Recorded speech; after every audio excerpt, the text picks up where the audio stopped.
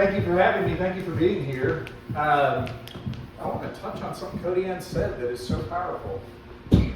This is not an easy business, but it's a very simple one. This is a very simple business. And what I find when I've had the opportunity to go around to other classes, to educations, to conferences, I find that most of the speakers are busy trying to overcomplicate a very simple business. And I think it's mostly because they're trying to sell you something. And what I love about how Michael and Cody Ann run their business is it aligns so much with the values of how I not only run my business, but also just the philosophy of keeping this simple and the idea that right now is the most epic time for you all to ever be in this game. And I hope over the next hour, which way do I push this? There it goes. I hope over the next hour or so to help you understand that right now is the greatest wealth building opportunity of your lifetime. And I know you're going, okay, well, how can you say that, Justin? And I'm going to show you with hard data and hard facts why straight up real estate is on sale today and the opportunities that exist. If you don't take advantage of them, you're going to look back in history and regret every deal that you didn't do. So just so I understand a little bit about who I'm talking to, and by the way, she's right, I do have a little bit of a theater background, and this is awesome to be in a black box, but also your theater manners can go out the window because this is not a theater show, this is a real estate talk, and it's going to be a little bit engaging, and I'm looking to get some feedback from you guys. Hold your questions, I'm probably going to answer most of them, but I'm looking for some level of engagement. But for just so I understand who I'm talking to, how many of y'all were in this game back in like 2007, 2008? Good. How many of you, let's just keep your hands up for a minute, how many of you in the game you were here like in 2009, 10? Were you still in the game? Okay, keep your hands up. How many of you wish you bought every deal that was on the market in 2010? Okay? That's where we stand today, and I'm going to show you why with hard data that the numbers that exist today, real estate is actually cheaper today than it was back then. And I learned this over a long period of time.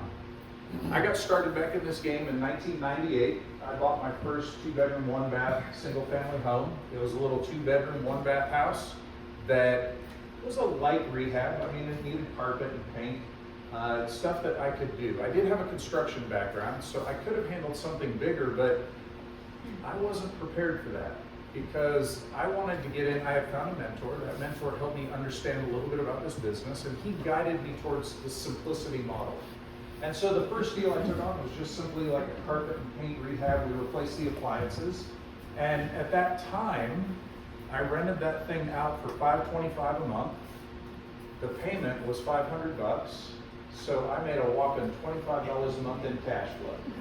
Now, mind you, if I back up in the story just a couple of steps, I had quit my job to do this. And I don't know how my wife agreed and supported me and stayed with me, but she did. I came home, I was framing houses for a living, working with my dad, and I came home, I had read Rich Dad, Poor Dad, and I said, honey, I got this great idea. We're gonna get rich in real estate. And when I did that first deal and came home with that $25 check,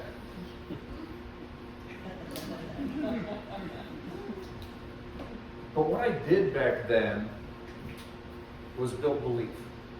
Belief that I could do this. So I know there's some of you in this room that haven't yet done your first deal. And that's what I want to share with you today also is that this is the time for you to get started. There's an incredible opportunity right now, and it is not that complicated. You don't need to overthink this. I went and did that first deal, and when I got that belief and realized I could do it, in that coming year, I did 20 more deals. Now, I had a mentor at that moment, and that mentor was trying to restrain me and hold me back. And he was trying to put the brakes on, and I was like, yeah, man, Don, that sounds like really incredible advice for other people. Do you know who I am? I can do this, man. And so we charged down that road. By 2003, I bought my first apartment complex. It was a 100-unit property. And some of you heard this story yesterday, so I'm going to repeat a few of these things so that everybody can understand a little bit about my background. But in 2003, I had been playing this game, Cash Flow. Have you heard that game? Rich Dad, Poor Dad. He actually wrote that book as a training manual for his board game. And that board game is called Cash Flow. I met a mentor that I played that cash flow game every single Saturday for like 3 years. And in that board game, it models investing. So we start out with some small deals and then we go into some big deals. One Saturday morning, I pull this big deal card. It says, you found an amazing deal. It's a 100-unit apartment complex. It's $2 million. You need $200,000 down, and it's $11,000 a month in cash flow. And when you go play the game, you're going to pull that card and go, oh my gosh, that's the card he's talking about. I said, I need to find a deal like this. And Don's like, you need to slow down and make sure your portfolio is working smoothly. I'm like, yeah, that's a great idea, Don. For other people, I'm going to do this, man. I charged ahead. I'm driving around one Saturday, driving in my farm neighborhood. And I stop at a stoplight, look over to my right, and there's a garden apartment, single story, 101 units. Boy, it fit the bill. This was a Saturday, so I worked up all of my courage, and on Monday morning I drove over to that apartment complex and walked into the office. Now mind you, this is a low-income Section 8 apartment complex. I definitely didn't fit in. I actually, when I walked in the office, the woman thought I was a cop. She's like, can I help you? I said, yeah, I'd like to talk to the owner. And she's like, well, what can I help you with? And I said, well, I'd like to buy this place.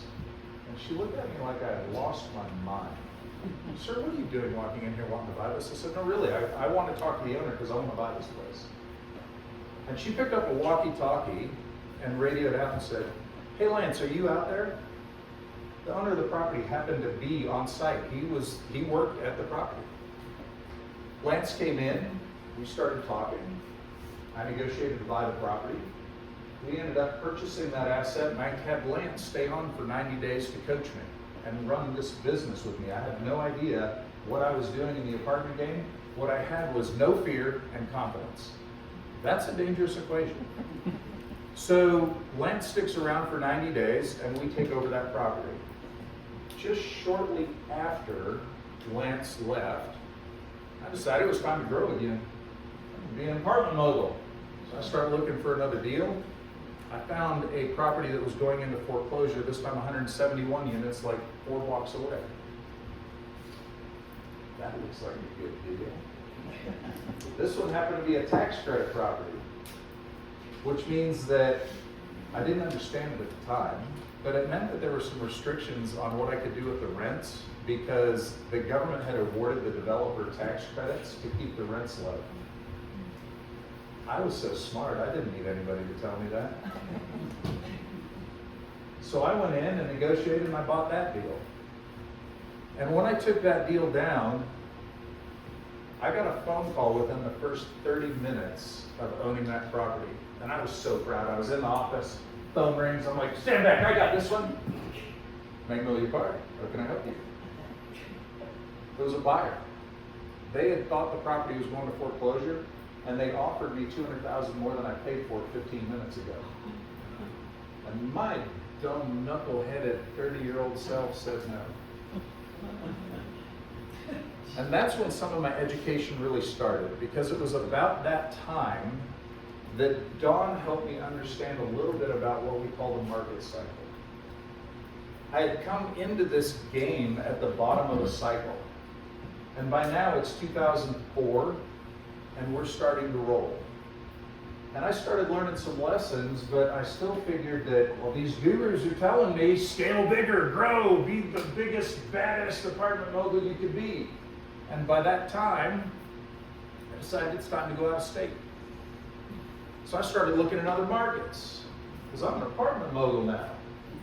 So we went to Kansas City, we went down to Dallas, we went into Oklahoma City, and I found a property. I liked the Oklahoma City market. I liked it for a number of reasons. I liked it because it had a property tax benefit that Texas lacked.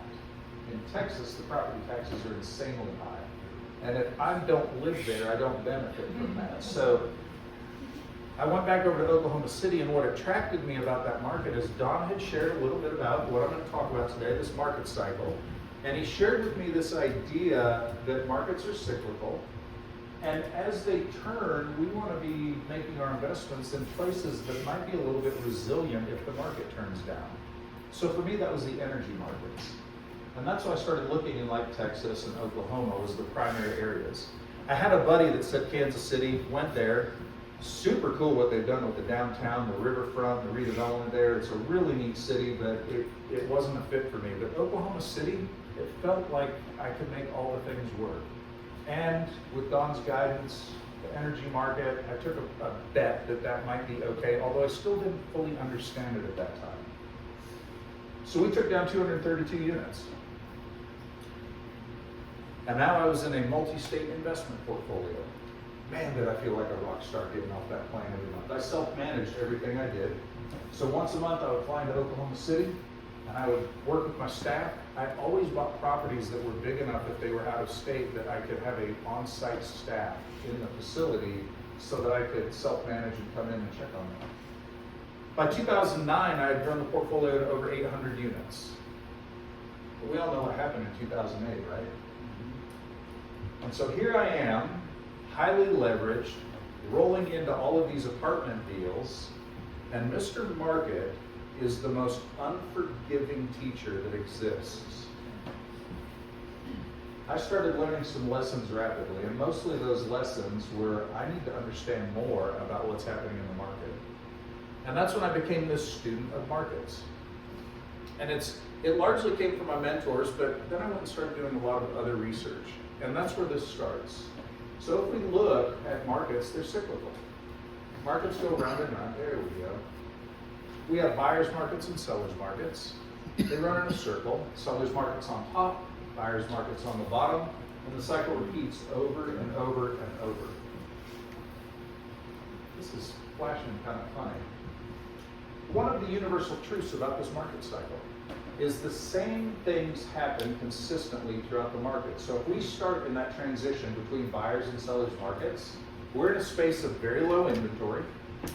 As the market moves forward, we move into high buyer demand. From there, it moves near the top of the market. Price starts to escalate. Buyers then exit the market, which then causes price to flatten. As price flattens, here we go, supply starts to increase, which leads to high inventory, which then causes buyer demand to be incredibly low. Moving forward, we come to price declining. Buyers re-enter the market. They start to absorb the oversupply, which then causes price to increase, and the cycle repeats.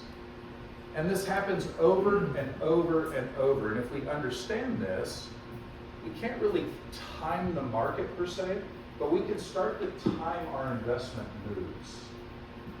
Now, the thing about this market is that these markets are not just cyclical. When we add time to this market, it actually turns into a wave. And that wave repeats over and over through time. And because we live in an inflationary environment, that market actually moves at an inhill climb, an incline. As that moves in an incline, it's actually not symmetrical. The market cycle actually looks a little bit more like this. And you can see that as we look at these downturns, they tend to be much shorter and the runs a lot longer. So if we look back in history, and I'll point behind me. As we look here, this is about when I entered the market, which was back in 1998. We rode the wave up by 2007. The market dropped to 2012. The market rose again up into 2022. And each consecutive peak is higher than the last. Each consecutive bottom is higher than the last. And that continues over time, mostly because of the inflationary environment we live in. Now, if we break this cycle into into 4 different phases. There are actually, instead of just 2, it's not just a buyer's market and seller's market. We actually have 4 phases to this market to understand truly where we're at. And in that, we have 2 buyers and 2 sellers. The seller's market, phase 1, starts near the bottom of the market. In this phase, we call it the expansion phase. This is when the market starts to grow. prices are escalating, rents are escalating, time on the market is decreasing, inventory is decreasing. That takes us up near the top of the market into the equilibrium phase. This is seller's market phase 2. This is when price starts to flatten. Inventory starts to slowly tick up, and that's what pushes us over the top of the market, driving us into the first buyer's phase 1. This is the decline phase. In this phase, this is where we start to drop off the market and come all the way down. This is when prices are starting to fall, inventory is starting to increase, which takes us down to the bottom of the market, the buyer's market phase 2. This is the absorption phase. This is what I like to call the millionaire maker phase. And it's because investments that are made during this time, 2012, investments that are made during this time, the market does all of the heavy lifting for us and drives the growth in the market without us having to do any meaningful work other than just hold the property. Now, there are a lot of different investment strategies. I am a long-term hold investor. But I started watching these market cycles. And the thing that I was looking at was the two major indicators in this cycle that we're watching for. On the decline side, we're looking at oversupply. An oversupply of properties is the leading indicator that we're in a buyer's market phase 1. And we're going to talk a lot about that today because we're going to talk about what's happening in the market very specifically with inventory and interest rates and pricing so that we can have clarity as to why I'm saying now is such an amazing time to be in this game. But oversupply was a key indicator I was looking at back in 2009 when I hit all those properties that I had that large portfolio. On the flip side of that, we have the job growth. The job growth that's happening is what grows the market. That's what really causes the expansion phase to take off, is when new job growth comes into play. So here we are in 2009, and I'm looking around the market. Don has introduced this concept to me, and I'm thinking to myself, all right, the market's turning down. We had no idea in 2009 just how bad it was going to get. For those of you that were in the game, you know what I'm talking about. We knew it was not positive, but we had no earthly idea it was going to get as brutal as it was. And for those of you that weren't in the game, real estate fell in half during that time period. It completely collapsed. And I was in a space where I had a lot of assets. We were in multiple markets. The Oklahoma market was likely to sustain a little bit better than other markets because energy tends to do well in a downturn. But even still, I started looking at that supply problem. And in 2009, it occurred to me, there hadn't been any meaningful construction that happened in the apartment sector in nearly 40 years. The last time there was a major apartment building boom was in the 80s, which meant that all of that inventory was aging.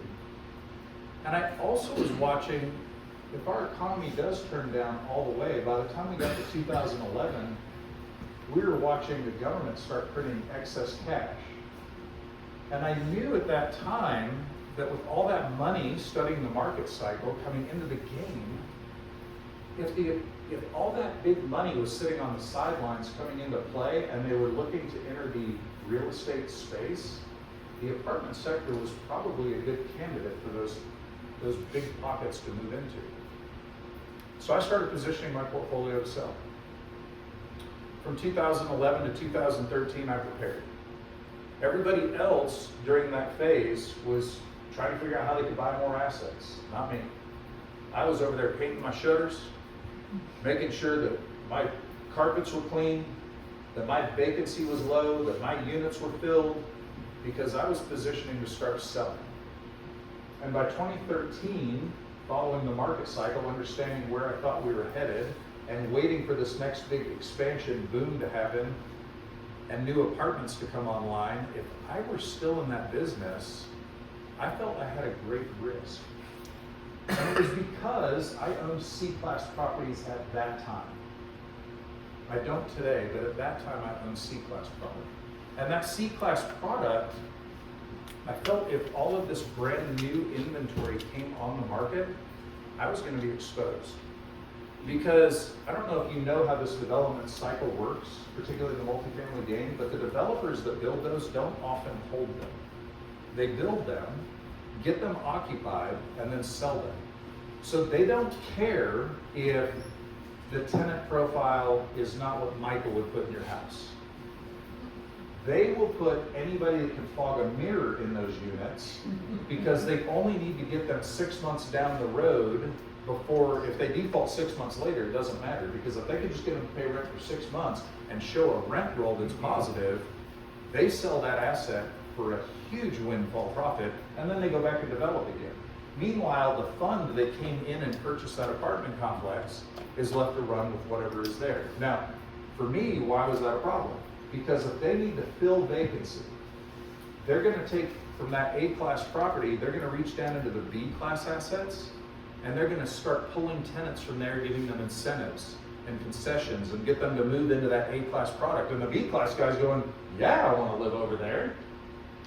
And then the B-class property is gonna panic, and they're gonna go, well, we need to fill our vacancies, so they're gonna reach down to my C-class product and start pulling tenants from my product up into a better quality home, and that tenant's going to be ecstatic about it, and it's going to leave me with this vacancy problem. But my choice is either weather the vacancy or reach down into that war zone D-class property and bring that guy into my unit, and I was absolutely not doing that. So I pivoted, and I started positioning to sell. And by 2013, we started selling apartments. Between 2013 and 2016, we sold 100% of our inventory of our apartments. And for those of you that were watching in the market, what started happening, and some of you I know have grown up and raised here, some of you though I know are transplants from all over the country, and I don't care where you're from, what happened between 2017 and 2022 in your markets in the apartment sector? There was new construction everywhere, because big money was chasing that yield. Developers were coming in, building those assets. And when I'm talking big money, I'm talking about billions of dollars. Billions of dollars cannot be deployed into single family houses. So they were chasing bigger projects. And it was into the multifamily sector at that time. So I had exited those trades, and at that time, studying the market cycle once again, I was watching for job growth. So I was looking at, where can I place my money, and what asset class should I be moving my money into as we exit these trades? And to me, the moment in 2013 to 2016, single family seemed like the best play. And it seemed like the best play for me as a small little investor, because I could be nimble. I could move quickly. I also had more options on who I could sell that asset to if I bought single family houses. Because in the apartment business, there's one buyer, it's an investor. And that guy is straight up a great white shark. And that guy's coming in, smelling blood in the water, or trying to create blood, and working very diligently to beat me down on my pricing every single time. Also, when I'm selling a 300-unit apartment complex, it may take 18 to 24 months to exit that trade. That was not a fit for somebody like me at that moment in time. So I elected that single family was the place I was going to move back into. And at that time, I live in Augusta, Georgia, home of a little golf tournament you may have heard of every now and then. Once a year comes through town called the Masters. In Augusta, we have a military base there. It's called Fort Gordon. Fort Gordon is the satellite communication hub for the entire eastern seaboard. There are 2 satellite communication facilities in this country. One is in Augusta, Georgia. The other one is in New Mexico. And it has to do with that latitude. So that base, I felt strongly, not only was not going to be decommissioned or moved, that base was not, it was going to stay. That's where all like the spy communications. We have a ton of linguists in Augusta because they're always listening all over the world and doing spy stuff. At that time, the Army was talking about consolidating their cyber operations. They were looking to move their decentralized operation that was in 5 or 6 different bases around the country and bring it right into one centralized location. And I felt strongly that Augusta might be the ticket for that. It was on the short list of 4 bases they were considering, but with the satellite communication already there, it was the most logical place for me So I doubled down, and in 2013, every time I sold a property, we started buying houses in Augusta. By 2017, the Cyber Command had relocated to Augusta, and I was chasing that high-wage job growth. That's what I was looking for. So as that job growth came in, we were buying investment properties in Augusta, following the market cycle one more time. Now, one of the things about this market cycle is that these phases on average run between 3 and 5 years, and the whole cycle from one peak to the next peak is somewhere between 12 and 18 years. And if we look back in history, we can see back here, this was 1998-ish when I got in the game.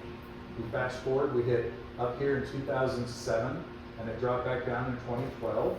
So that was a 14-year span from 98.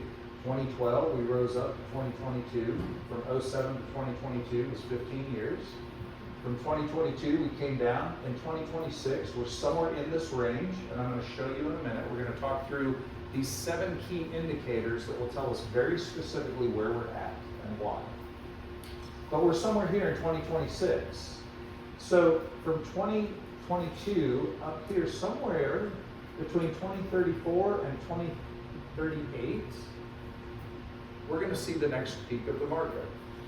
And what I'm about to show you is that the growth that we're about to go through is unparalleled for a number of reasons. And that this bottom, real estate has never been this cheap. Let's first start by talking about the major indicators. There are 7 of them. We're going to look in each one of these phases at what's happening with the inventory, the time on the market, the pricing, the employment, what's happening with job growth. We're going to look at investment property activity, what's happening with new construction in a market, and finally the foreclosure activity. So if we start with seller's market phase 1, in this phase, inventory is declining. Remember now, we're in an incline. The market is taking off. More buyers are coming into the market, so they're buying up that inventory, and they're absorbing it faster than the market can put new inventory on the market. Time on the market is decreasing. They're moving faster. Pricing is starting to increase. Employment is on the rise. That is what is driving this market.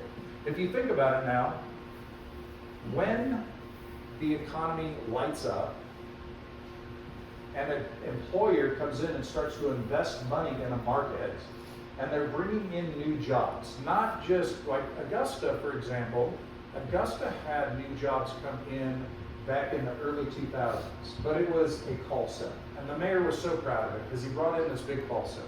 But that job of a call center, all it was doing was taking an employee that was working at McDonald's and moving them over here to a call center. What we were looking for is jobs that were going to bring external forces in, whatever that was driving, whether it was population growth inherently. This market here in Prescott is a big retirement community.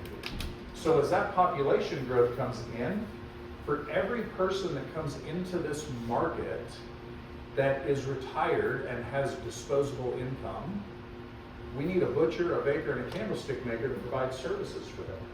We need the laundromat or the dry cleaners rather, or a Starbucks or a new restaurant or a bar or whatever, a consignment store, those types of extra job growth that happens because for you in this market, it's not that we're having a cyber command come in and bring the $100,000 a year employee, it's that we're having the retiree come in that now has needs that they are spending money in the community, and as that population grows, it's going to drive some job growth, which is going to put a demand on housing. So we're going to talk specifically about what that housing might look like as we move forward.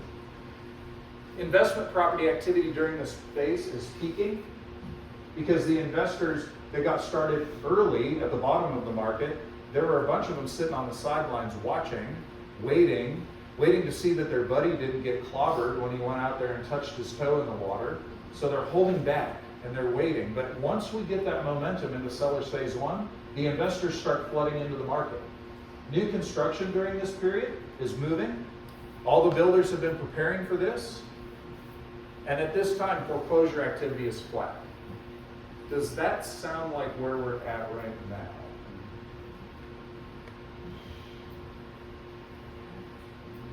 I'm seeing some people say yes. I'm going to say no. I'm not going to say no mostly because is there a lot of new construction happening in this town right now? And when I say a lot, I'm talking about not just relative to a year ago, but let's talk about relative to 5 years ago. Is there more new construction happening or less? So it's down, and it's down because we've come off the top of the market. So I don't know that we're here yet. Let's look at the next phase and see if we're here, right? So that was this phase of the market. We're now going to talk about the top of the market. As we're near the top of the market, what starts happening to inventory? It starts to increase. When we're near the top of the market, the time on the market starts to increase and pricing is flat. This is the time where your neighbor watched your other neighbor sell their house for a really high price, and they came into the game a little bit late, but they're convinced they're going to get the same high price, so they list it really high, and then they just sit and wait. And that causes that time to increase. And the inventory starts to build up because life is happening to other people, so the next property comes on the market and the next one, but the sales are starting to slow. Employment is down during this phase. We're at the top of the market. Cost of capital is increasing. Businesses are pulling back. So we're in a space where employment growth is very slow. Investment property activity is flat during this phase. There are only really two types of investors that are playing at this time. It is somebody coming out of a very high growth market. They're in California. They bought a house back in the 50s. Not that it's an oddly specific example from anybody I might have talked to in here. And then they look and wait and they sell at the top of the market and do a 1031 exchange because the market is hot and they're selling at a great time for peak pricing. And it's okay because they can come into another market where pricing is lower and they can buy multiple deals with a higher overall rent return than they were getting in that high-priced market. That's one investor that's playing. The other investor is the super genius flipper that thought that he was so smart or she was so smart because they just flipped the deal and made a whole bunch of money, and now they found 3 deals that are so good, they're better than any other deal that they've ever found in their career, and so they buy all 3 of them and start getting ready to flip that house, not realizing that they found a great deal because the market shifted, and that super genius is now left with this holding cost, and oftentimes gets incredibly motivated to sell those deals at a steep discount or loss. But the long-term hold investors are holding back at this moment. They are not playing in this game at that time. New construction is also down at this time because the builders know it's a great indicator for us to watch what's happening. When builders start acting, when you start seeing them clearing lots, and I don't mean like 5 lots. When they start cutting in roads for a new subdivision and putting in the utilities and prepping for the next growth phase, that's when we're taking action. Builders are still building during this time because they have debt. They have to build some houses and sell them. It's just reduced. So there is going to be some new construction activity. It's just massively reduced during this phase. During this phase, foreclosures still are flat because we're at the top of the market. During this phase, sellers that have properties in this phase, they have equity because they bought in the growth period or before, so now they're sitting in a space where they have room that they could drop price. We're not seeing a space where they're necessarily losing their houses in mass to foreclosures. Now, same thing as new construction. There's always some foreclosures because life happens to people, so there will always be some. But there is not a tidal wave during this phase. Does that sound like where we're at the top of the market here? Let's see. Let's look at the next phase and see if this comes closer. So now we're going to talk about buyer's market phase 1, this oversupply. And this part is going to be a little bit confusing because of what's happening specifically really nationally, but also in this market. That oversupply is, maybe we need to read it a little bit different this time around than we did in 2008. During buyer's market phase one, inventory starts to increase. Time on the market now starts to increase even further. And it gets pretty aggressive during this phase as the market comes down. And we're going to see properties that during seller's market phase two might have been sitting on the market for, instead of 15 or 20 or 30 days, like they were back in seller's market phase one, at the top of the market, now they're running 45, 50 days. And then all of a sudden, it hits buyer's market phase one, and it escalates to 100, 120, 150 days rapidly. During this phase, pricing is finally starting to fall because the sellers are becoming more realistic. During this phase, employment is still down. Investment activity property is way down. Investors are not playing. They are sitting on the sidelines and waiting. Unless an exceptional deal comes across their desk, we're waiting during this phase. New construction is still down, and for the first time, foreclosures start to tick up because there's no buyers in the market. As the buyers are standing back, watching, life has continued to happen, people can't sell their house, and now we're in a space where foreclosures for the first time really meaningfully start to move. Does that sound like where we're at? It's getting closer, right? That's starting to sound a lot more like what's happening in the market. So then the question is, what happens in buyer's market phase two as we grow? But more importantly, does it matter if we buy here or here?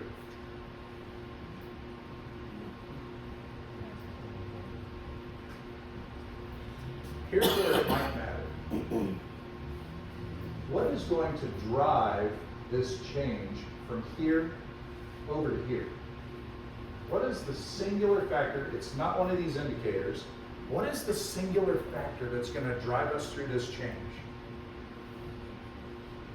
What's holding back right now buyers from flooding into the market? Interest rates. What happens if we are truly still here?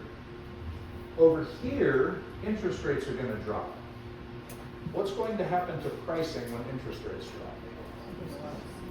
So there could be some great competitive advantage to buying assets here, even if you're using debt and not all cash. And as the market changes and interest rates drop, refinancing, but you bought at a price that is far superior. Now I will point out one thing before I go on to the final buyer's market phase two. This chart of the market cycle represents value. It does not represent price. It represents value. And that can be a very confusing thing that we're going to spend a lot of time talking about in a few minutes. To understand the difference between price and value and understand where we're at. Because if we're measuring the value of this, it is dropping and changing so rapidly that we are going to have a very difficult time really assessing what something is worth. So we need to be thinking about value. Because even though the value may be the same here, when interest rates shift, the number of dollars it costs to buy that asset here is substantially higher. We're going to talk about that, and I'm going to show you why.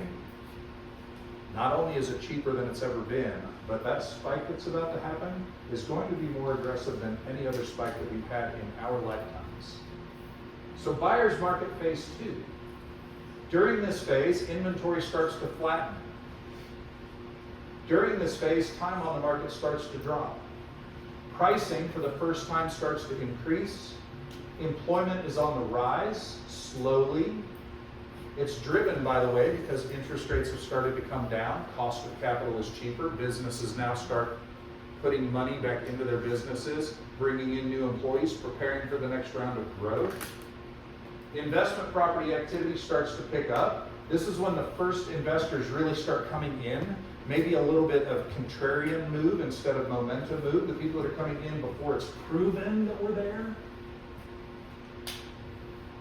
But most investors in this phase are still kind of sitting on the sidelines, fearful, not sure, because they don't know how to interpret the data. They don't know how to read what's happening. New construction during this phase is moving up, and foreclosures are finally on the decline. Foreclosures are on the decline because all of that foreclosure inventory was absorbed in the past phase, and now we're moving into a space where equity is growing again, and most of those problems have been resolved. Does that sound like where we're at? Not just yet, probably. There might be a few markets that are there, some of the markets maybe where you moved from, but we're probably not quite there. That's why this is so epic right now, because we are right here.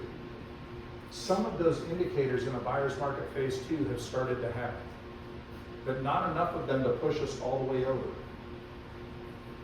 In order to really understand, is it 2008 all over again, and are we waiting for some epic collapse? And I think that's really what most investors that are sitting on the sidelines are waiting for. It's like, wait a minute, Justin, pricing hasn't come down enough yet. We need to see the price come down so it's more affordable before we jump into this game. Well, let's evaluate that. There are 3 things I want to look at to evaluate that. We're going to talk, we've already touched on them, but we're going to focus intensely at what is happening right now with interest rates, with inventory, and with pricing. Starting with interest rates, why did I ask is it 2008 all over again? Well, if you look at this chart, this goes back to 1955. We see this giant spike in the 80s where interest rates hit over 17%. Inflation was out of control. The only way that the government could slow things down, because it's the only tool they have to use to slow inflation, was interest rate spikes. So they spiked, Paul Volcker raised interest rates massively to slow the inflationary spike. As we went forward, it started to normalize again, and this right here is 05 leading up to 2007 and 2008, dropping off into 2008. It looks oddly familiar. Are we about to go through the same thing? And my answer to you is absolutely not. All of the fundamentals are different this time. Namely, this period here of 11 years, before 2008, this was the 11-year period. We're looking at a space here, and by the way, this is the federal funds effective rate. This is not mortgage interest rates. The federal funds effective rate, for those of you that don't know, that is the rate that the Federal Reserve sets as what they call the interbank lending rate. It's the rate that if a bank has a liquidity problem and they need to go to a lender of last resort, being the Federal Reserve, to borrow money for liquidity problems, they will borrow it at this rate. It's the rate that, say, Bank of America, if they run short on a liquidity problem overnight, they won't necessarily go to the Fed, but if they go to Goldman Sachs to borrow money overnight, it's loaned at this rate. Mortgage rates are tied to the 10-year Treasury, which is a different rate altogether, the 10-year Treasury bond.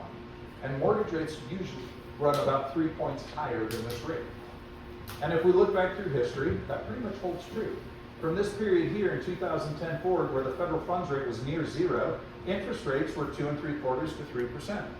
And as we sit today at 3.64, mortgage interest rates on a 30-year mortgage are around 6.5%. Now, certainly you can buy the rate down, do all kinds of creative things, but just straight out of the box, it's around 6.5%. What does that mean for our inventory? What does that repressed interest rate for that 11-year period mean today, and how does that impact our inventory? Well, let's think about this. You own a home that has a 3% interest rate on it, and you want to make a move.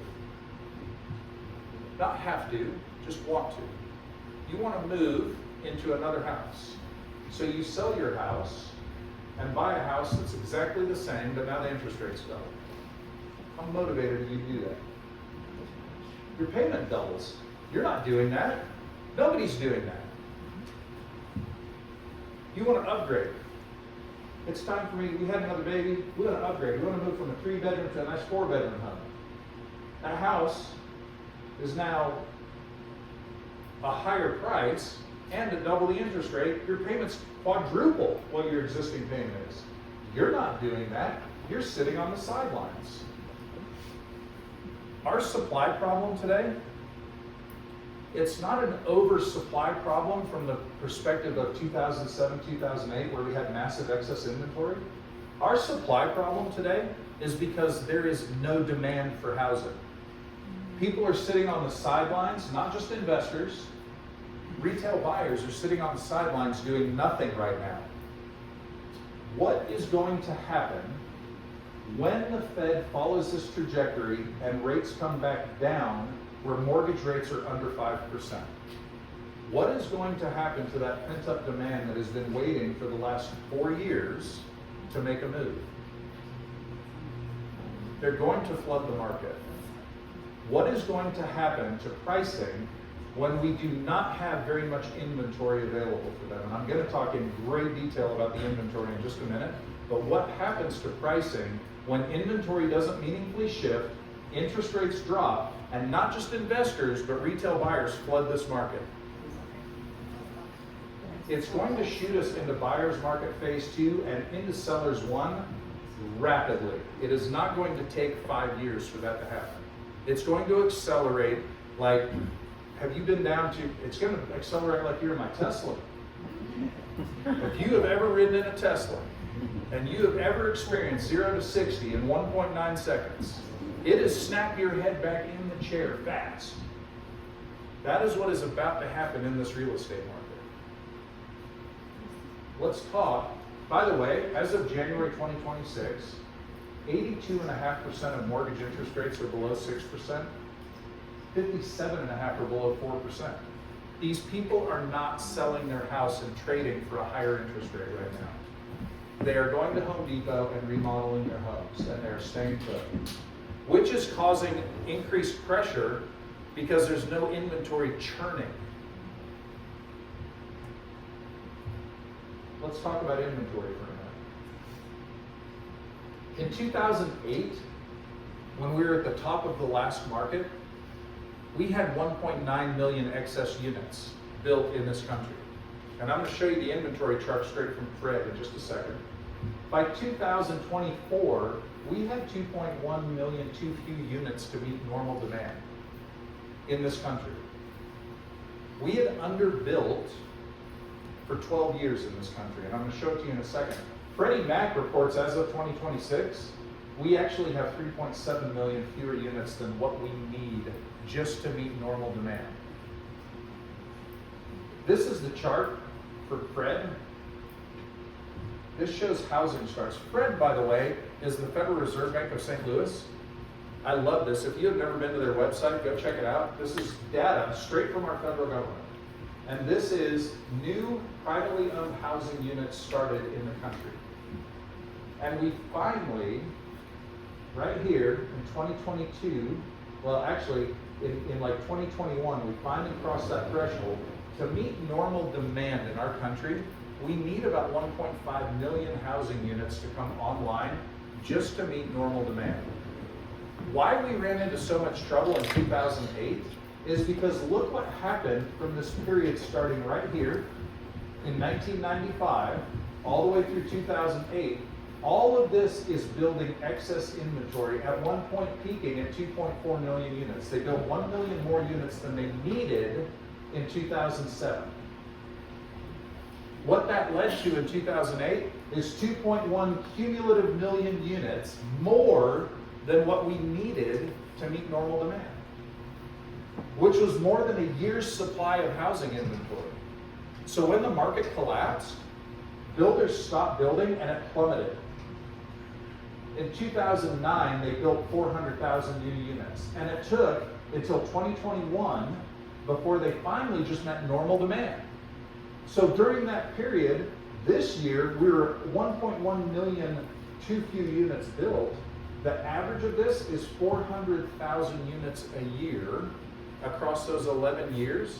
4.4 million too few units were built to meet normal demand. Now we had 2.1 too many. They underbuilt by 4.4 million. That left that gap of roughly 2 million units that did not get built. Pent-up demand. People that couldn't find housing.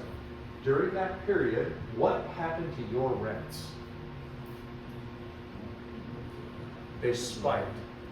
In fact, most of mine doubled. Most of my rents in my single family houses, as I made that market cycle play, my average rents went from $1,300 to $2,100. They nearly doubled in that period, largely driven by lack of available inventory and an interest rate drop.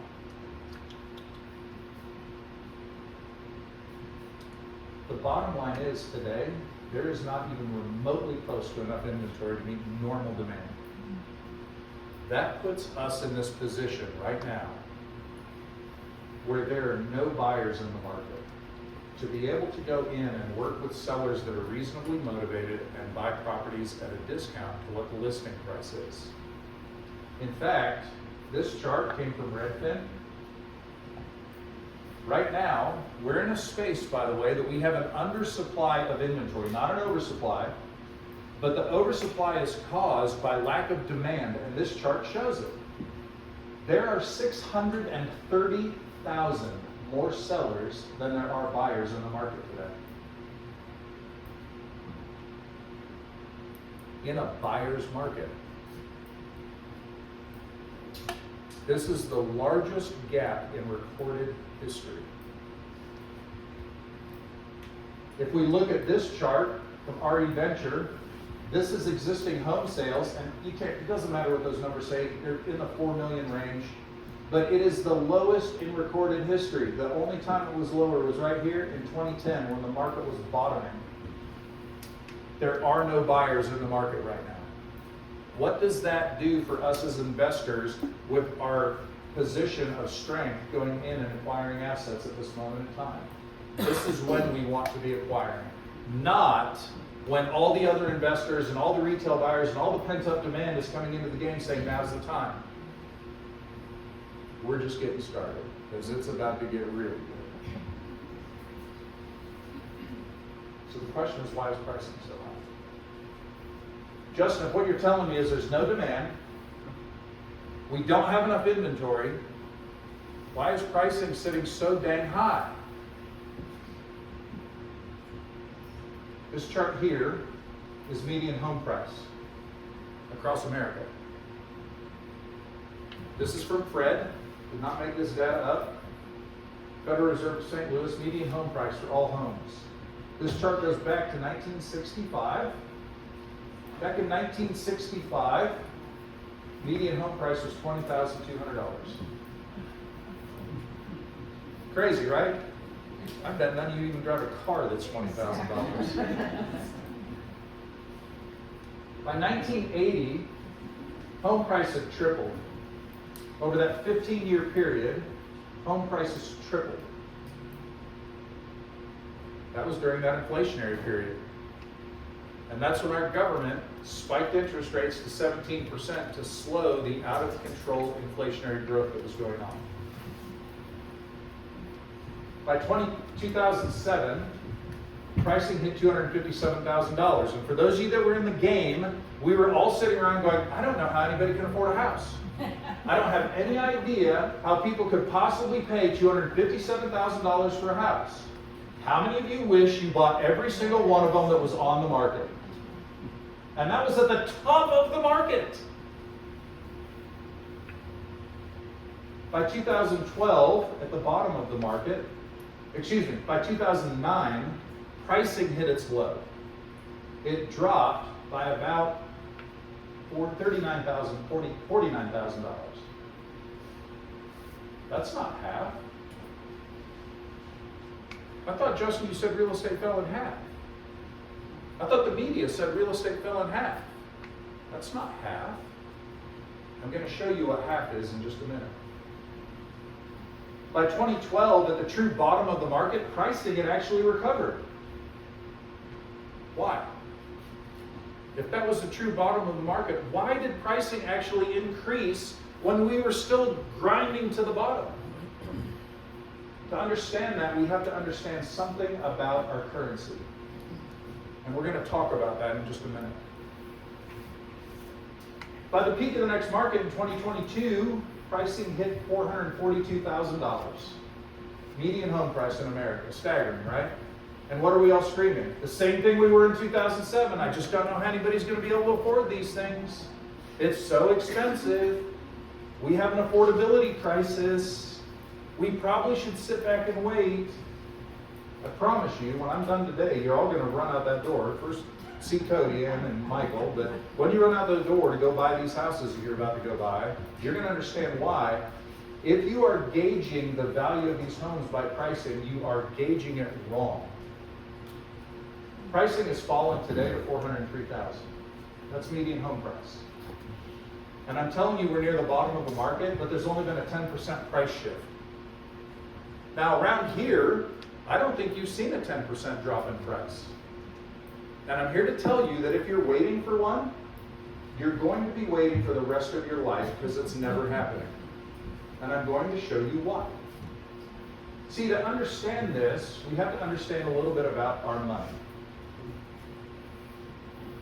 This dollar that we carry around in our pocket, it was created by the Federal Reserve. The Federal Reserve is the only institution authorized to print money in this country.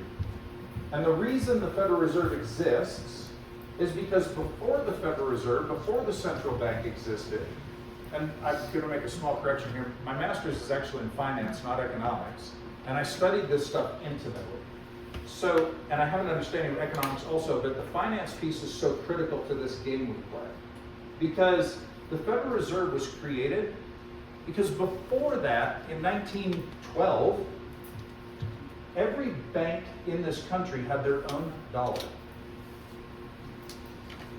That meant that if you banked with the Bank of Prescott and you went down to Phoenix, you had to go take your dollar from the Bank of Prescott and either hope the merchant in Phoenix was like, okay, I know Prescott, I've seen enough of this currency, I'm willing to accept it, or you had to go to the Bank of Phoenix and trade it for the Bank of Phoenix money, and then go make your transaction.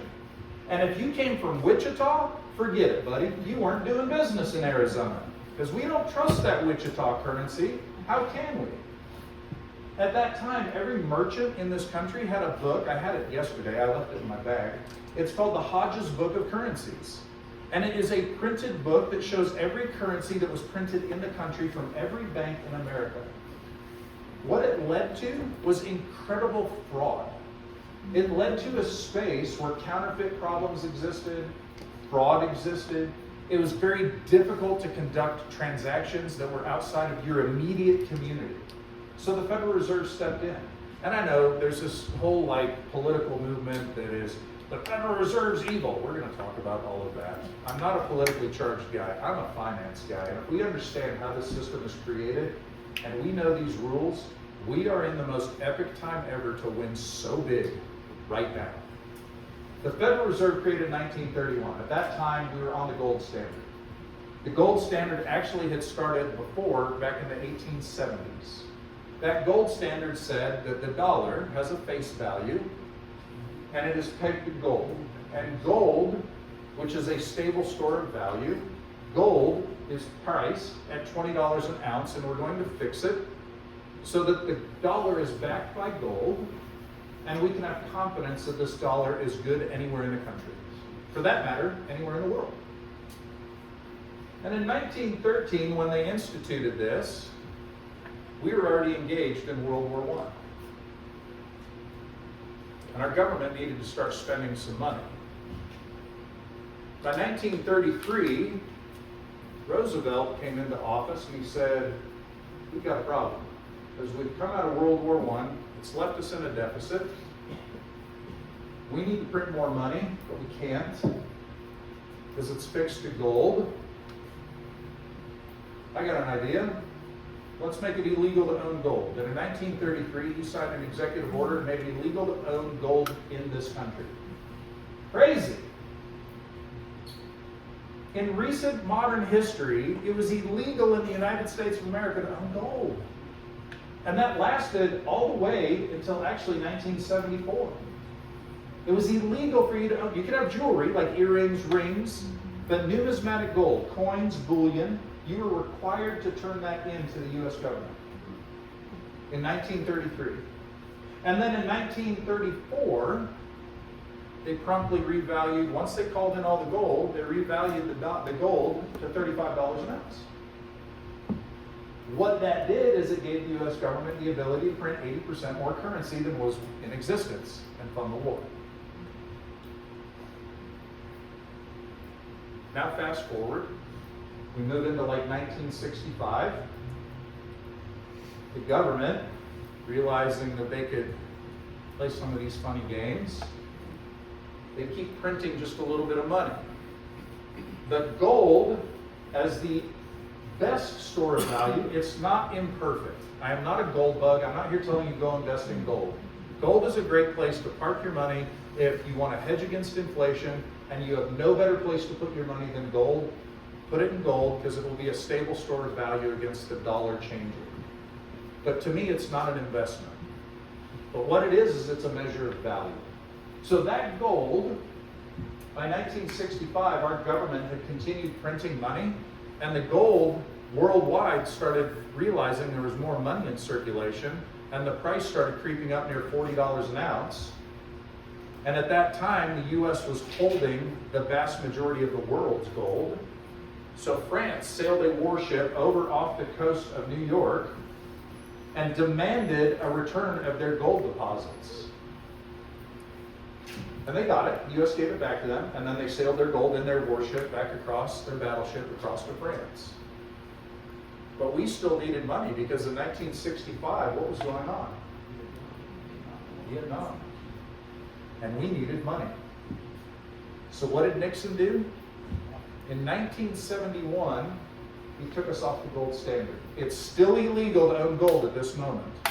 And when he took us off the gold standard, it made our currency backed by nothing.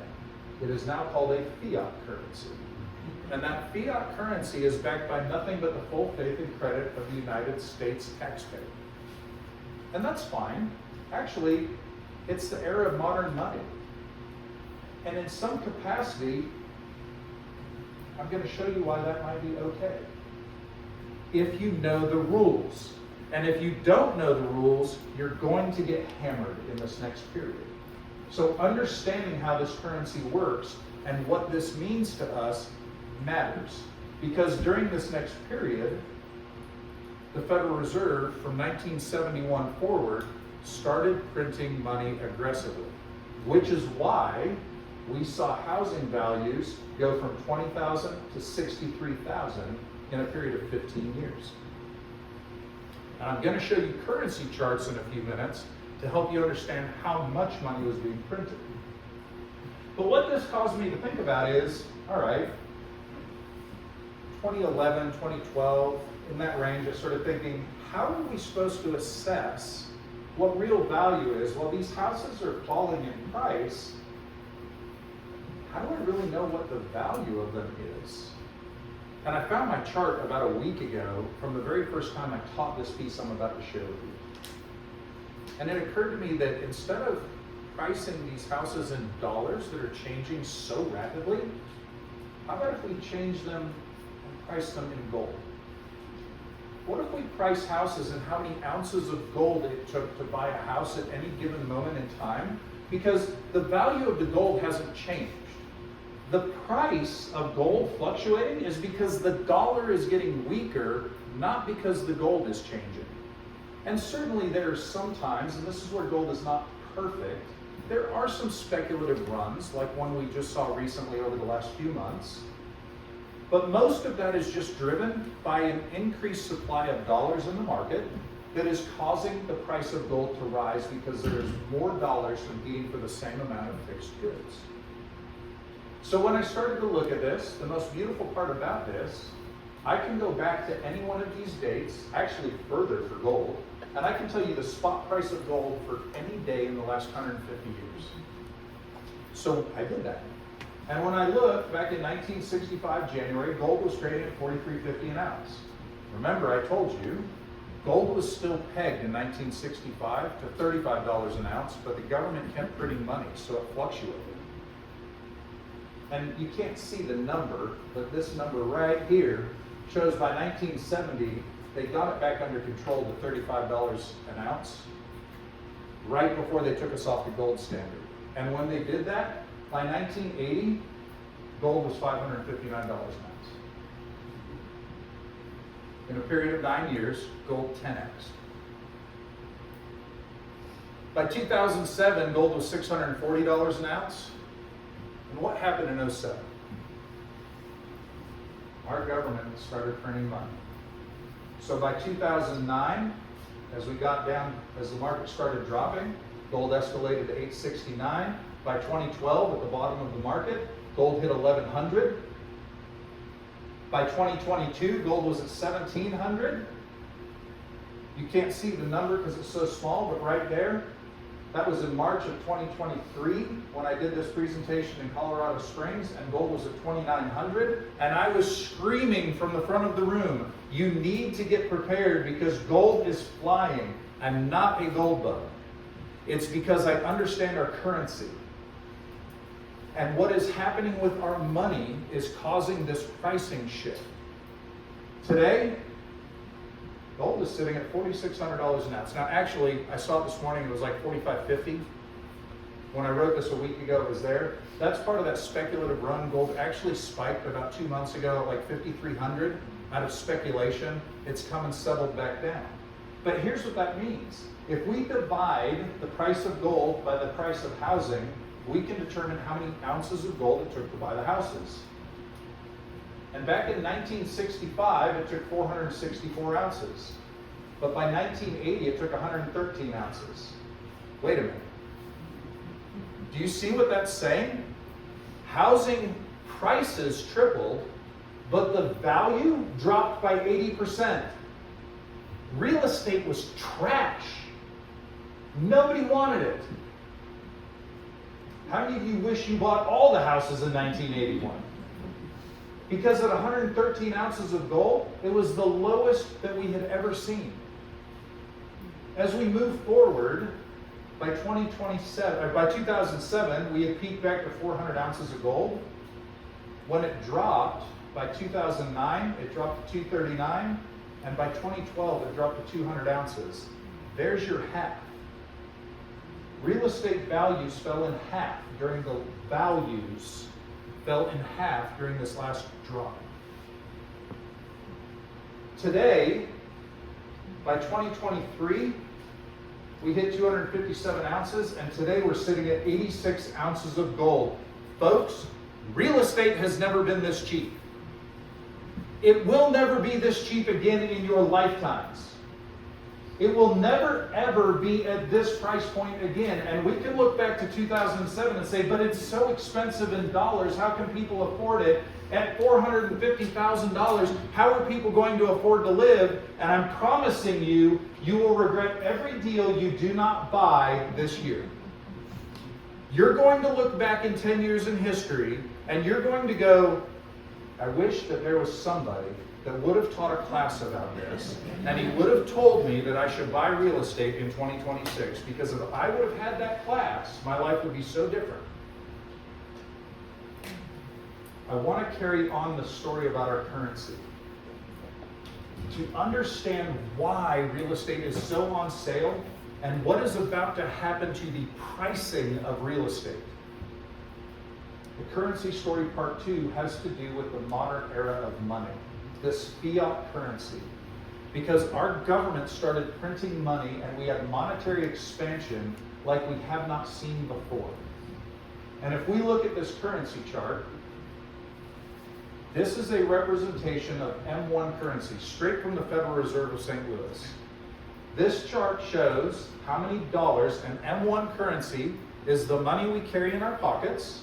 It is your checking deposits, your savings deposits, and your certificates of deposit. That constitutes M1 currency. And if we look all the way back to 1960, there was only $140 billion in circulation. Total.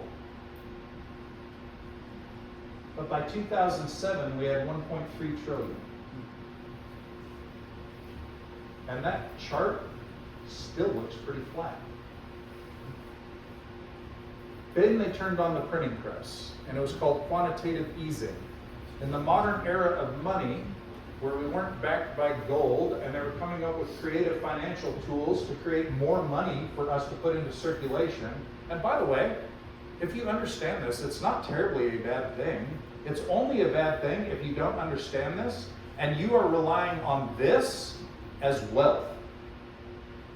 This is not wealth. This is a tool. This is a tool that we need to learn how to use. Wealth is the assets. This tool is used for two purposes and two purposes only. And if you are not using it for these purposes, you are using it wrong. You are using it the way the rigged system is designed to keep you broke.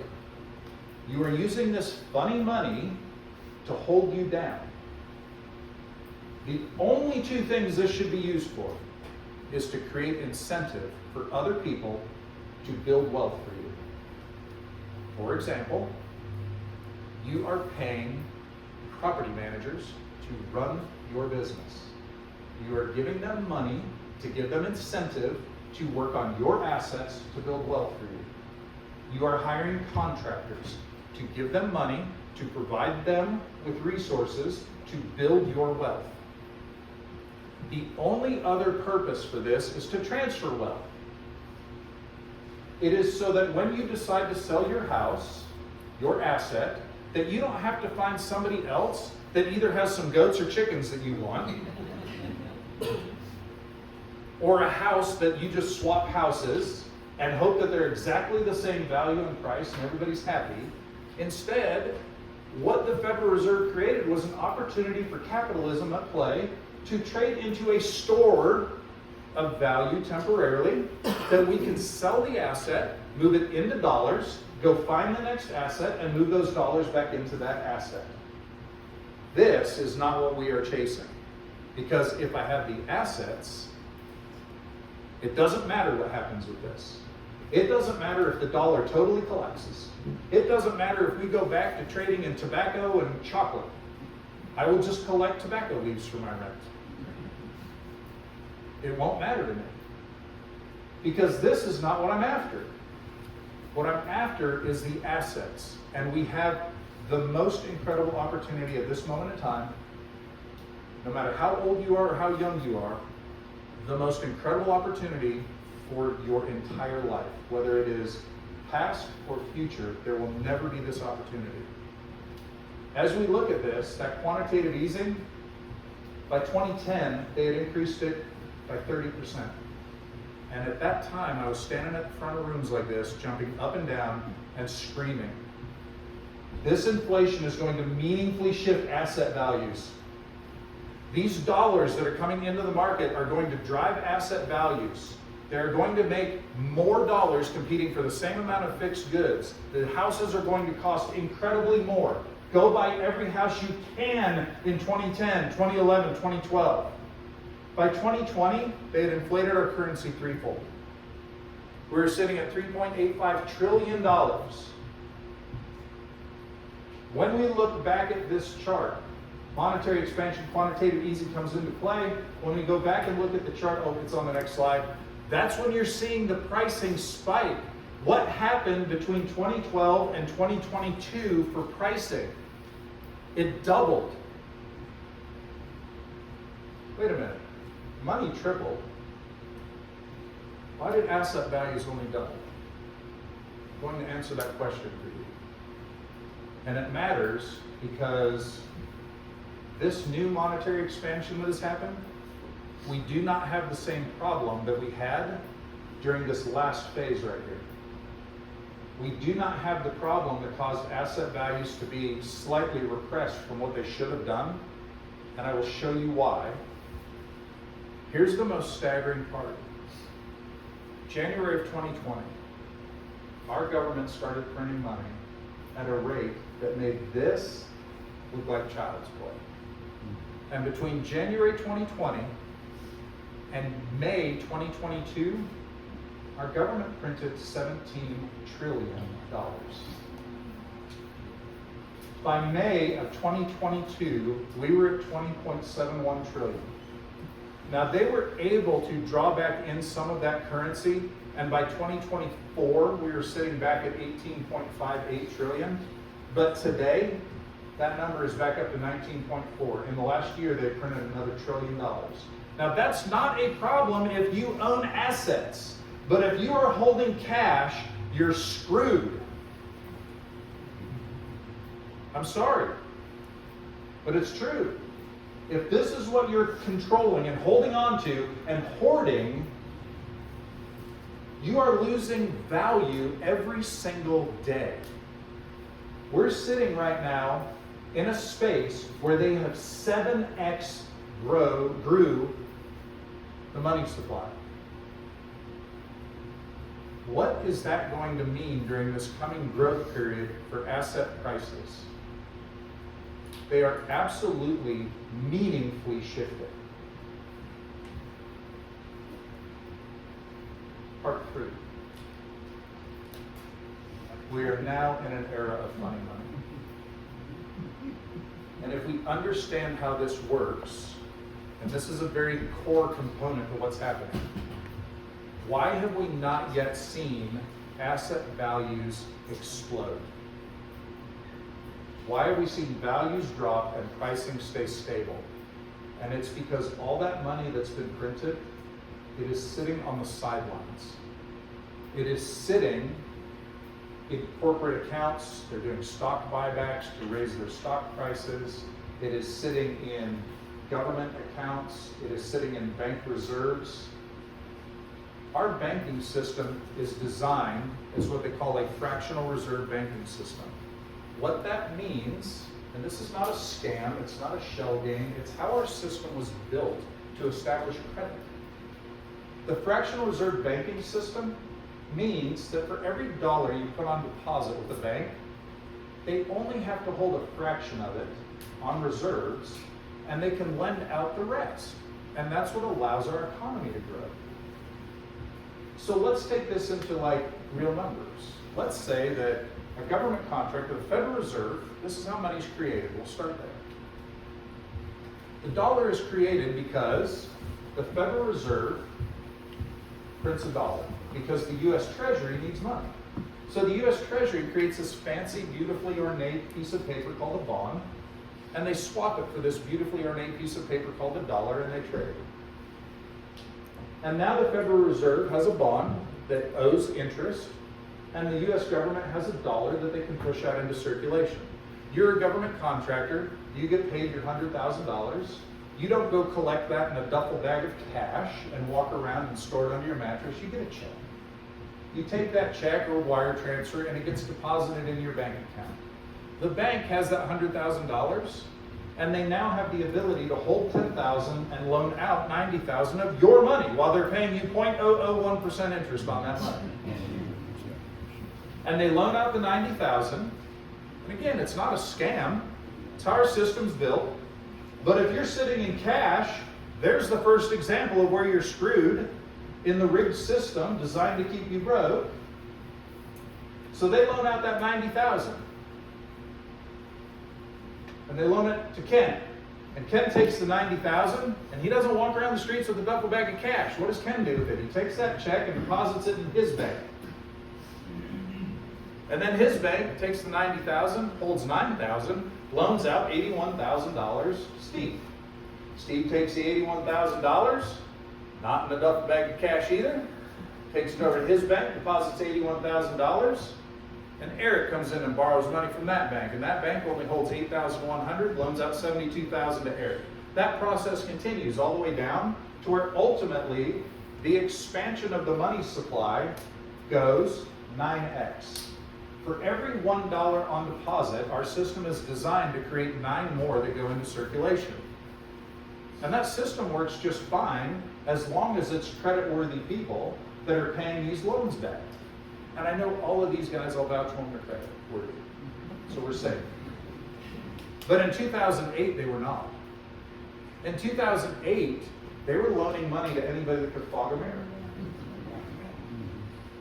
So when that goes bad, why is today so different from back then?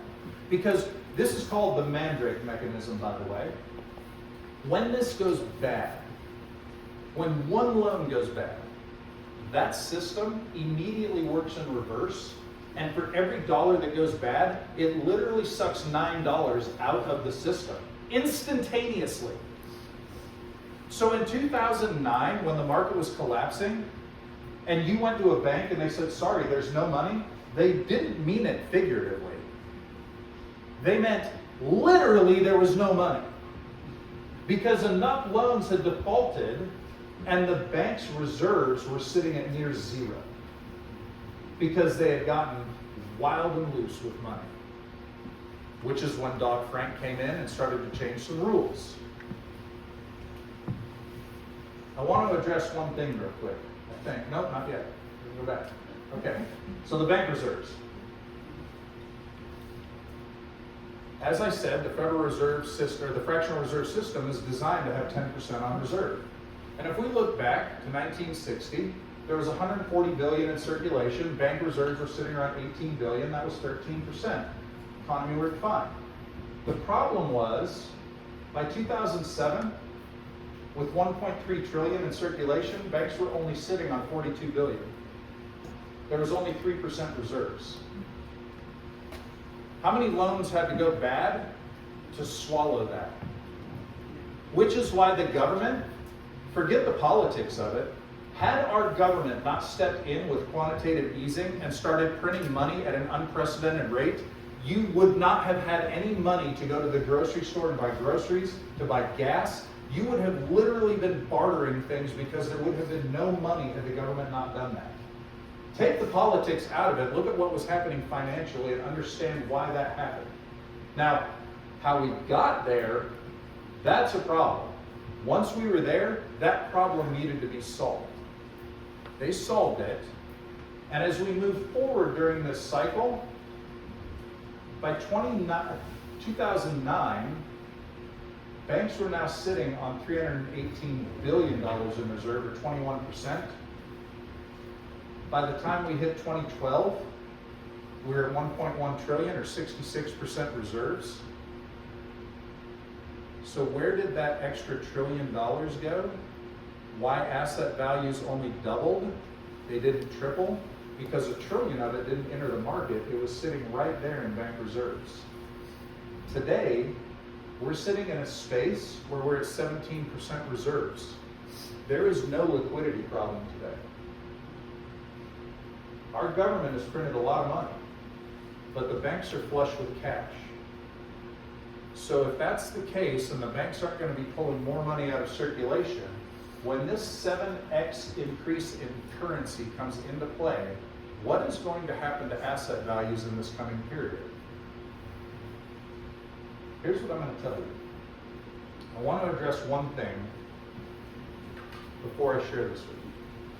There is a great big political misnomer, because it's a great political talking point to make us all hate each other.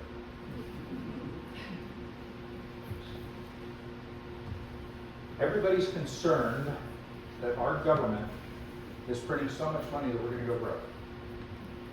That our debt is too high. Our debt is not the problem. And here's why. What is our debt? Our debt is the bonds that we have sold. We have taken cash and sold bonds. The Federal Reserve, by a long shot, it's not even close. The Federal Reserve owns more treasury bonds than any other institution globally by a long shot. Yes, China owns some. We also own some of theirs. Yes, foreign countries own bonds. Yes, you might have had your grandmother give you a $25 savings bond when you were a kid. Yes, some people own them. By a long shot, the Federal Reserve owns the vast majority of them. What happens to that money when it comes due and we have this debt to repay to the Federal Reserve? And everybody's screaming right now, and it's great political talking points. Oh my gosh, this party is misrepresenting, and they're spending so much money, they're going to bankrupt us, and we're going to go, the whole country and the economy is going to fail, and it's going to be the dark ages, and it's going to be miserable, and it's all the other parties' fault. And by the way, our interest payments now are so high that we're about to go bankrupt. Do you know what our interest payments were on the bonds that we had issued last year? $843 billion. That is more money than was in circulation in 2005. It is a staggering number, which makes for an incredible political talking point. What happens with that interest payment? The U.S. government takes the $843 billion, writes a check to the Federal Reserve. What does the Federal Reserve do with that $843 billion? They use it to fund their operating costs, just like you do with your business when you collect rent. You use that rent to fund operating costs. The difference is, what does the Federal Reserve do with the leftover? And by the way, the leftover is like $838 billion. Their operating budget is $7 billion. What did the Federal Reserve do with that $838 billion last year? They gave it back to the U.S. Treasury as a gift. That's why we live in an inflationary environment permanently. Because every year we're expanding our currency supply endlessly through those interest payments that come back as a gift. This is a closed loop system, folks. We don't have the ability to go broke. The bigger problem is the deficit. Meaning, we are increasing the money supply every year that is inflating our dollar, devaluing the dollar, and you know who gets hammered with that? The guy that owns no assets. This is the danger for our country. It isn't that we're going to go broke. It's that we're going to wipe out the class that doesn't own assets. And what class is that? It's not the rich. It's not the poor, because they don't own any assets. And the poor are smart enough to not have debt. It's the middle class that doesn't really have assets and has huge debt. And as this happens, and their purchasing power erodes, that's the person that gets hammered. And we have this opportunity right now to be buying assets at the cheapest value that they've ever been. Where are we headed? We're headed into the golden age of real estate at this moment. There has never been a better time for you to be making active investments in this game. Because I know it seems like a staggering number, just like it did back in 2007.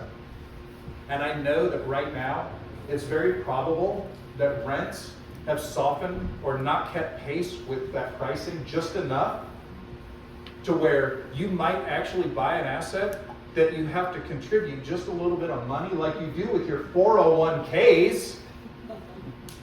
You don't complain about that. But because for 40 years we've owned real estate that has grown and we've gotten cash flow out of it, we're like, I can't buy deals that don't produce an instant cash flow. That's crazy talk. We need to be looking at what's going on at this moment in time and recognizing that for that small investment, if it takes you going and buying a piece of real estate that it is a great value, but might require you, in addition to a small down payment, because you don't have to pay cash, that you end up having to put $200 or even $500 crazy dollars a month and $6,000 a year. But what happens when that asset value changes? And I'm about to show you where it's changing. I want to think about this conservatively. We're sitting at a space where our government has increased this stuff sevenfold. There is no world that exists that pricing doesn't shift. Yes, wage growth is coming, and we can talk about that separately.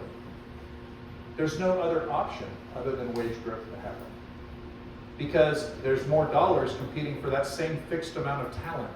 I might actually argue that the talent is on the decline because there are so many people that just are giving up and they don't even want to contribute to the workforce anymore.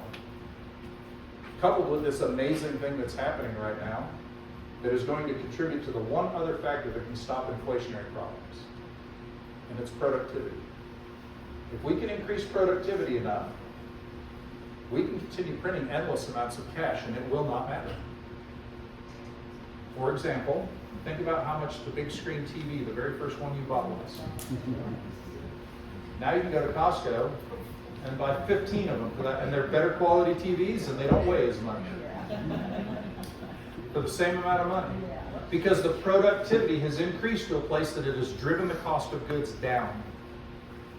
We are entering an era with AI and robotics that productivity is about to go off the charts. Wage growth is coming. That money is going to trickle into circulation. It's going to take interest rate shifting in order for that to happen. If we look back through history, median home price, the median value of these houses has been 350 ounces of gold for the last 65 years, on average. And that's, if you look at all these little numbers, it actually spiked as high as 800 ounces at one point, and dropped as low as today at 86 ounces of gold. It's going to go back towards that median number, but let's assume it doesn't. Let's assume in this next spike, it only goes to 257 ounces like it did at the peak of 2023. Let's assume, for the sake of making math easy, let's also assume somehow our government miraculously stops printing currency right now, so gold stops changing in value, which is not going to happen. But gold stays stable for the next 10 years until we hit the next peak, and it's still sitting at $4,500 an ounce. But values return to 250. What is 4,500 times 250 ounces? It's about 1.2 million. Median home price is comfortably going to 1.2 million in this country. That is what's happening.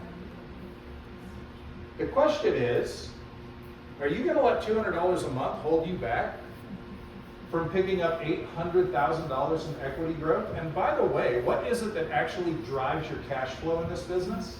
What is it that actually creates cash flow? It's equity.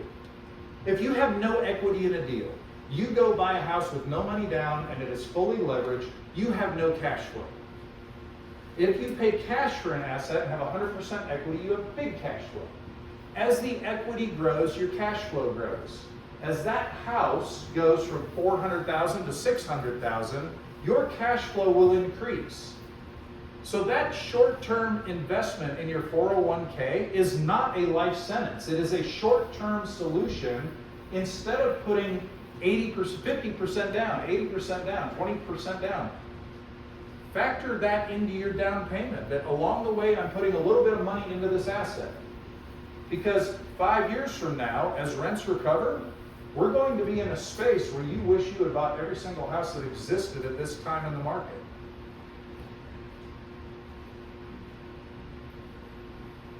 We're here. We don't need to wait till here, because interest rates are going to be the factor that drives that. And when that happens, pricing is going to spike, and you will have missed the window. They will still be at a good value, but instead of median price of 400 or whatever the number is, I'm exclusively using median numbers because that's what we've been talking about. There are deals in this town. I looked them up with Cody N. There are deals in the 300 range. There are deals at 400, 500, 600. Whatever that number is, I'm going to use median. When that interest rate shifts, that $400,000 house is going to meaningfully shift. You'll be able to buy it at the same value. It's just going to cost you an extra $100,000. Now is the time for you to be taking action. I want to remind us that this here started in 2007, and we watched this collapse come through. The bottom hit in 2012. The last peak in 2022. As we came over that peak, we're at the bottom of this market in 2026. You will not have this opportunity again for 15 to 18 years. I don't know about you. I want to be sitting on a beach in the Caribbean in 18 years. And that happens by us taking action right now. So we don't need to be listening to what the media is telling us about how it's overpriced and we have an affordability crisis. What we need to do is look at the data. And the data says, right now, we should not be waiting till 20 whenever. Right now is the time for us to take action. Right now is the time for you to be buying assets before they move back towards that median home price of 350 ounces. I'm Justin Anderson. Thanks for being here.